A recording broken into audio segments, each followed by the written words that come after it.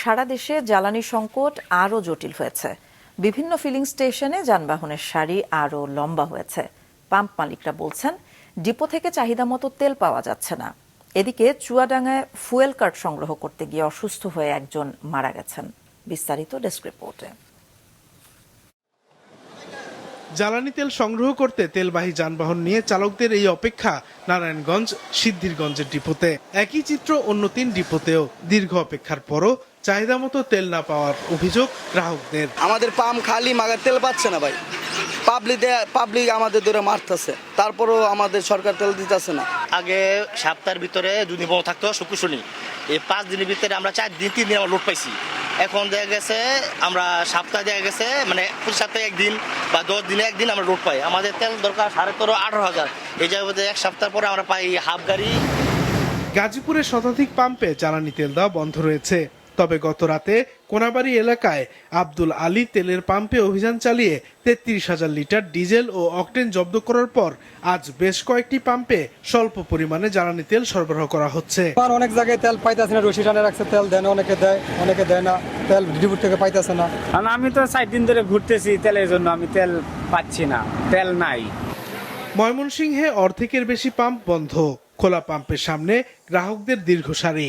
অনেকে আবার ঘন্টার পর ঘন্টা অপেক্ষা করেও পাচ্ছেন না তেল। যদি ডিপো থেকে আমাদেরকে ফোন দেয় যে তেল আছে তাহলে তেল পাবো, যদি না ফোন দেয় তাহলে পাইতাম না। ডিটিপিটি করা আছে, যদি তেল দেয় তারা ফোন দিব, ফোন দিলে আমাদের তেল আসবে। তেল না পাওয়ার অভিযোগে গাইবান্ধায় মোটরসাইকেল চালক ও স্থানীয়রা সড়ক অবরোধ করে বিক্ষোভ করেছেন। এতে যান চলাচল সাময়িক সময়ের জন্য বন্ধ হয়ে যায়। যদি পেট্রোল কথা তারা ক্লিয়ার কথা বলে না, যে কোন দিন দেবে, আজ দেবে না, কাল দেবে না, কাল পরশু আসো, বা বলছে না আমরা কিছু বলতে পারবো, খবর নেই, আলে জানাবো। তেলের জন্য আমরা এই পাম্প থেকে ও পাম্প মানে বলা হচ্ছে যাচ্ছি, তারপরে আবার রাস্তাঘাটে বিক্ষোভ হচ্ছে, মারামারি, এগুলা অনেক বিশৃঙ্খলা হচ্ছে। আমরা তেল যদিও পাওয়া যায়, লম্বা লাইন 1000-1500 গাড়ি গাড়ির ভিড়ের মধ্যে ভিড় ঠেলে আবার 2 লিটার 1 লিটার তেল পাওয়া যায়, সেটা আসলে অপ্রতুল। তেলের তীব্র সংকট দেখা দিয়েছে দিনাজপুরের বিভিন্ন উপজেলায়। এতে থমকে গেছে পরিবহন, কৃষি ও মৎস্য খাত। তেল সংকটের কারণে লালমনিরহাটে 27টি পাম্প বন্ধ। তেল না পেয়ে বন্ধ হয়ে গেছে সেচ কার্যক্রম। কৃষি কাজ করি, আমি তেল পাচ্ছি না। পাম্পে প্রত্যেকটা পাম্পে গেছি, যাদের এরিয়া তারা তেল দিচ্ছে, কোথাও তেল দিচ্ছে না। কিন্তু খোলা দোকানে কিভাবে তেল পাচ্ছে? বললো তেল দিচ্ছে, এখন চা খাওয়ার কথা বলে চলে গেল। 1 ঘন্টা থেকে আমরা এখানে দাঁড়িয়ে আছি, কোনো লোকের খবর নাই।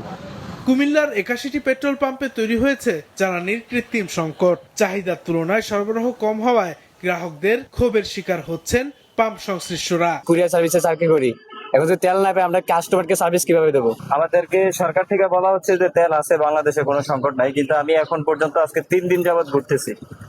3 দিন ঘুরে আমি মাত্র 100 টাকার তেল পাইছি।